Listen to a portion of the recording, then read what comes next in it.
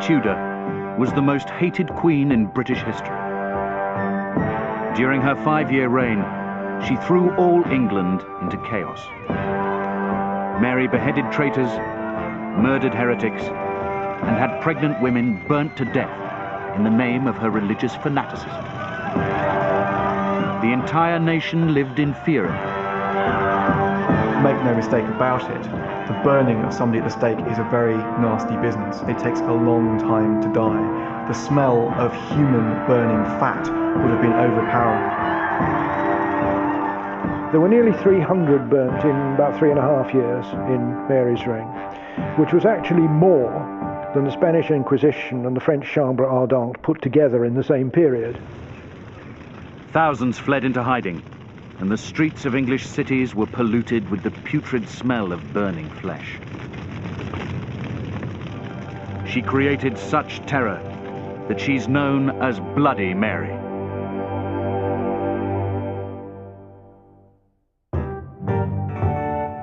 Mary Tudor was born at Greenwich in 1516.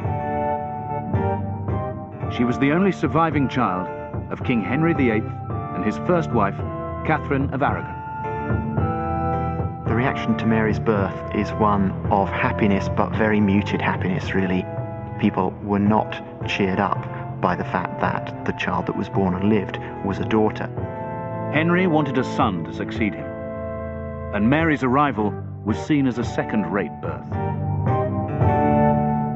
After several miscarriages and 5 dead children, Mary's mother, Catherine of Aragon, went through the menopause. Henry knew that she could never provide him with the male heir he so desperately wanted. Henry realized that there would be no son and began asking, well, why? And his answer was, well, God doesn't want me to have a son because my marriage is wrong. My marriage doesn't exist. England was a Catholic country, but the Pope would not allow Henry to annul his marriage. Henry broke from Rome and declared himself the supreme head of the new Church of England. In January 1533, after learning that one of his courtiers, Anne Boleyn, was pregnant, Henry secretly married her to avoid the risk of having a bastard son. But Anne gave birth to a girl, Mary's stepsister Elizabeth. 4 months later, his Archbishop of Canterbury, Thomas Cranmer, declared Henry's marriage to Catherine null and absolutely void, and pronounced his marriage to Anne good and lawful. Mary was 17 years old. Therefore, Mary was illegitimate. Suddenly, this child who's been treated like the most special girl around is told that she has to say, from now on, she is a bastard. Like her mother, Mary refused to accept this decree. The bond between mother and daughter became stronger. They were totally dedicated to the traditional form of Catholicism that Henry had abolished. Right at the center of Mary's life was a drama. It's called the Mass. It's a drama of light and color and Latin and music, and at the heart of it you make God on a table out of bread and wine. And for Mary, that was absolutely central. When Catherine's health began to deteriorate, Mary was banished from her room. Catherine died in 1536 without ever seeing her daughter again. Mary finally signed her father's act of succession in the same year, but she didn't hide her hatred of Anne Boleyn. I think Mary is pushed aside by Anne Boleyn, there's no doubt about that. She would have regarded, as her mother regarded Anne Boleyn, as what the Spanish ambassador always calls Anne Boleyn, which is the whore. She is very obstinate, very difficult. I mean, that comes out very clearly in her conflict with her father and in her relations with Anne Boleyn. What you see is what you get, and pretty rough it is too when she's in that mood. Now in her early 20s, the constant psychological strain began to take its toll on Mary's health. It's a period of enormous stress for her. I mean, she has menstrual problems anyway, almost from the word go, and they get very much worse. Her disfavor with her father led Mary to live in fear of her life. There are rumours in 1534 and 1535 of Mary's execution. The rumours are circulating amongst the ambassadors and amongst Mary's support network at court. Certainly Mary has a profound fear of being poisoned, and this fear never really leaves her. Mary's fragile physical and mental state took a further blow when Henry finally had a child with his fourth wife, Jane Seymour, in 1537. Henry VIII at last has his long looked for male heir, and there is tremendous rejoicing at court, and there's tremendous rejoicing all over England as well. Hogsheads of wine are broken open at market crosses and in parish churches. People celebrate, people set off fireworks and bonfires. With his male heir in place, Henry VIII decided to rewrite the succession. Obviously, the person who would succeed would be his son, but what would happen after that? Well, he did have these two bastard daughters, Mary and Elizabeth, and so Henry decided he'd get the succession tidied up in the order: Edward first, then Mary, then Elizabeth. Henry VIII died in 1547, when Mary was 34. Her brother Edward became king at the age of 9, under the protection of Protestant advisors. He's a young, healthy, vigorous prince, but he's also a convinced Protestant. He's a serious evangelical. He is far, far more Protestant than Henry VIII has ever been. I think Mary is drastically shocked by the direction that Edwardian religious policy takes. Churches are being whitewashed, statues and stained glass windows are being taken out, Protestant doctrines being officially preached in the church, and the Mass is replaced with a service in English, and it's that sparks Mary's really conspicuous disobedience to the government of her young brother. During Edward's reign, I think she must have felt that this was it. There was no future, and there would be no chance that her beloved world, her religion, anything would survive the entire Protestant revolution which Edward was carrying out. The years of stress and illness had turned Mary into a pale, bitter woman. Her faith became her obsession. On several occasions, Edward sent deputations to persuade Mary to accept his new religion. Sticking to her religious principles, she refused to bow to her younger brother's demands. The Mass, the sacrament of the altar, is central to her personal faith, and it's Edward's counsel, it's the heretics who try to get rid of that. That is why she hates heretics. Her stand was supported by the Spanish monarchy, who were burning Protestants at the stake for rejecting Catholicism. But in England, these heretics were in power. There seemed no chance of returning to the Catholic faith while her brother was on the throne. Edward suddenly became ill in 1553, and the royal succession was again thrown into chaos. As Edward VI is lying dying, he is fully aware that he is facing a crisis. It looks strongly as if the only option for the succession is for Mary to come to the throne.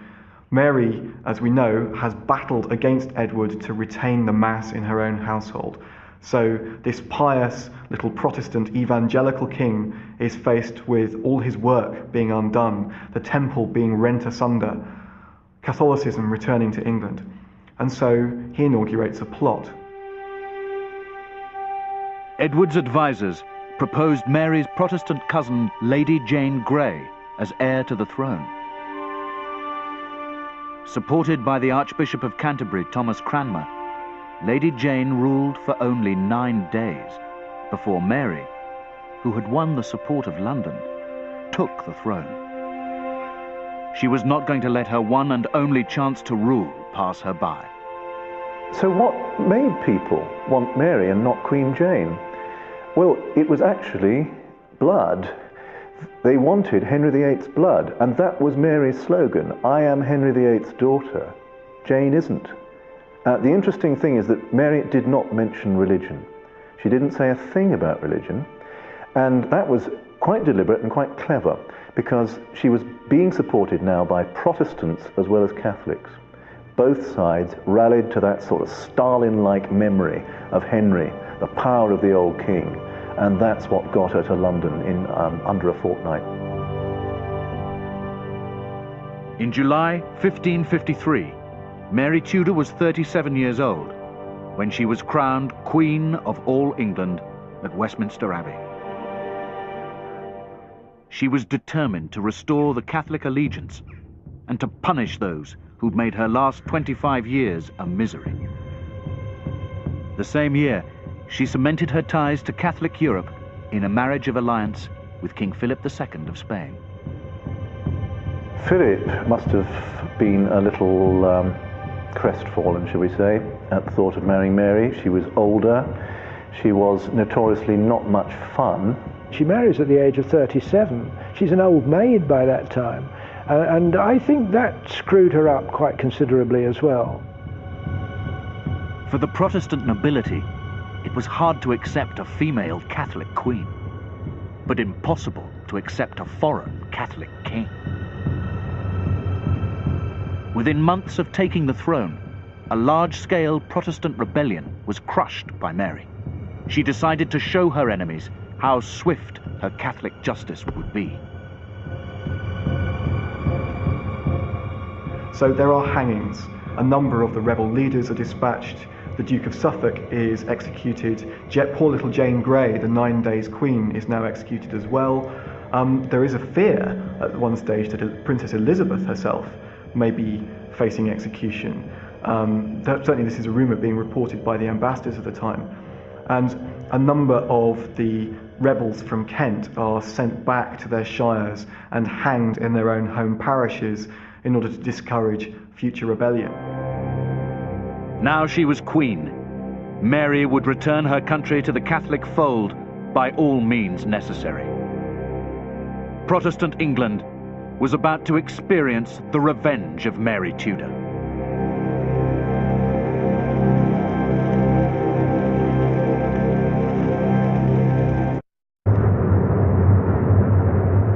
After years of confusion, paranoia and turmoil, the Catholic Queen Mary Tudor was in a position to avenge her Protestant tormentors. In her eyes, the crimes against her had been committed in the name of the Church of England. She would purge the nation of its satanic presence. The first thing that Mary has to do, in association with her Privy Council and her principal advisors, is to recreate the medieval laws that mean that you can be burned at the stake for heresy. Mary would have defined heresy as the Church would have defined it. And that doesn't just mean being wrong, it means persisting in being wrong. And if they go on saying what they'd said before, that the Mass is a blasphemy, that the Pope is Antichrist, then you have to burn them. The horrific ritual of burning at the stake proved a useful tool for Mary and her government. They want other people to watch and think heresy is an illness within the body politic, and it needs to be purged, it needs to be burnt out and destroyed. Mary was determined that the burnings were carried out to produce maximum effect. Touching punishment of heretics, methinketh it ought to be done without rashness, that it may be evident to all this realm how I minister true justice. Mary's plan to cleanse England of the Protestant curse turned into a frenzy of killing. Hundreds were burnt to death. First the bishops, then Protestant preachers, and even their families. Burnings took place in town squares all over the country. Those classed as heretics were killed without mercy. Horrible case in the Channel Islands, where a pregnant woman was put on the fire, and her baby was born in the fire, and it was thrown back. I think many ordinary Catholics in the reign of Mary view the burnings of Protestants with horror. Although Catholic families may not like the prayer book in English, they may not like the fact that during the reign of Edward VI, their churches have been cleansed of all the Catholic liturgical kit that they were so attached to. This does not mean that Catholic families want to see their neighbours burned at the stake. And make no mistake about it, the burning of somebody at the stake is a very nasty business. It takes a long time to die.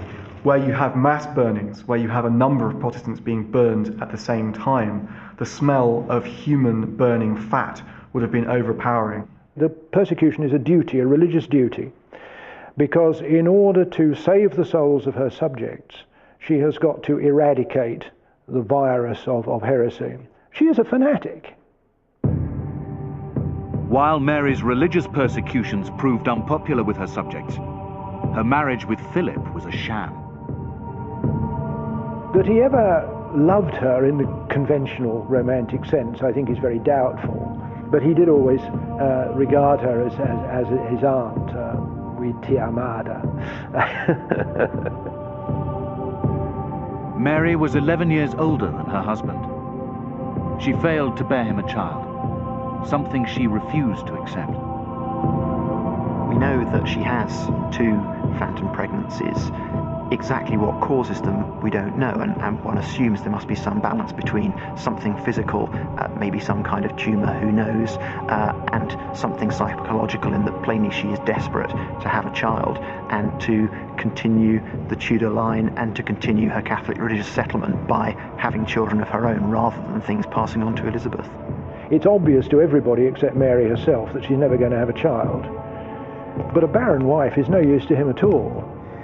In the end, Philip went back to Spain.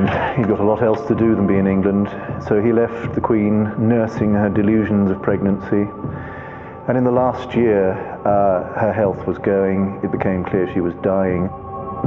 With her health failing, Mary was determined to exact merciless revenge on those who'd wronged her in the past. It's clear that the breakup of her parents' marriage was enormously important to her.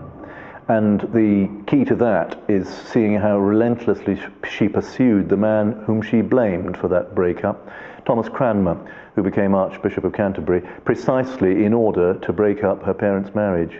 Cranmer was a criminal in Mary's eyes. He'd committed a series of crimes. The first was to end her mother's marriage. The second was to be part of the break with Rome. The third was then to change the church to Protestantism. And the fourth was to support Lady Jane Grey. And she pursued him literally to death, not even to the grave, because there was nothing left of him once he'd burnt at the stake in Oxford. That which is the faithful congregation. After his arrest, Cranmer was imprisoned in the Tower before being subjected to a series of show trials. In the 14th of St. John. The trials lasted for more than 2 years. Mary was publicly humiliating the figurehead of the Protestant heretic faith. He recanted his religion 6 times. Cranmer, I think, recanted because he was in a state of terrible mental confusion.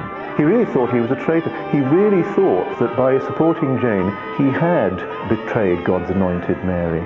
And with that in mind, I think you have to realize that here is a man who's in prison, who's lost his friends, who is surrounded by very sophisticated Catholics, telling him that he's a heretic. He's full of guilt and loneliness, and in all that, it overwhelmed him. Despite his recantations, he was still sentenced to death. He was 67 years old.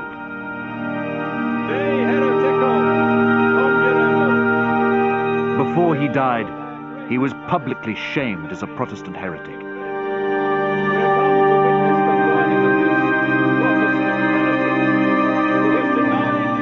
He denied the authority of the one true Catholic Church and the Pope. Let him burn for all eternity in the flames of hell.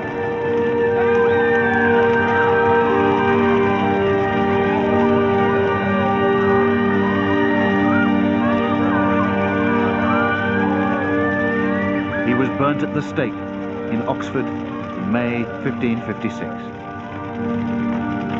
Mary would simply not let him off the hook. He had done everything that the church demanded. He had said that he was a heretic. He had said that he was sorry for being a heretic, and he still died. Even at the time, people thought this was bad form. Catholics were embarrassed about it, and the government's explanations, which they put out as propaganda, were not very convincing. There were nearly 300 burnt in about 3.5 years in Mary's reign, which was actually more than the Spanish Inquisition and the French Chambre Ardente put together in the same period. Mary's policy had a catastrophic effect. The nation united against her. Now this is a very unequal policy, I think, because it falls particularly on those who can't get away into exile. So we find that the poor are suffering, popular preachers, even the blind, women, pregnant women are all burned at the stake. Protestantism suddenly becomes a credible religious movement. And the rank and file Protestants who've been looking at what was going to happen, they say, this is real conviction. You don't die unless you are really convinced. You certainly don't die in that kind of way. Horrible death. And therefore you begin to get other people prepared to go down the same road. And as soon as that begins to happen, the government is trapped. After 5 years of tyranny, Bloody Mary had become a hated monarch. Mary is unpopular because of her marriage, because of the religious persecution. Most important of all, her regime loses its credibility when she fails to have a child. It is clearly going to come to an end when she dies. The ill health that had troubled her from childhood finally caught up with Mary. As she lay dying, her country was falling apart. A flu epidemic swept through the cities, and England's last foothold in Europe, the fort of Calais, was lost to the French. Now those events are read in a providential way by Protestant critics, that these disasters show that God is condemning Mary for her policies. And Mary herself, although she didn't accept that, of course, was worried that she must have done something to upset God. I think she felt she'd been a failure. Mary Tudor, Queen Mary I, died in 1558 at the age of 43. She would have died a bitterly disappointed woman. No heir, her husband had gone. The Catholic faith was at an end. Protestantism would come back now. Within months of Mary's death, her sister, Queen Elizabeth I, had united the nation under a Protestant regime. The Church of England remains dominant to this day.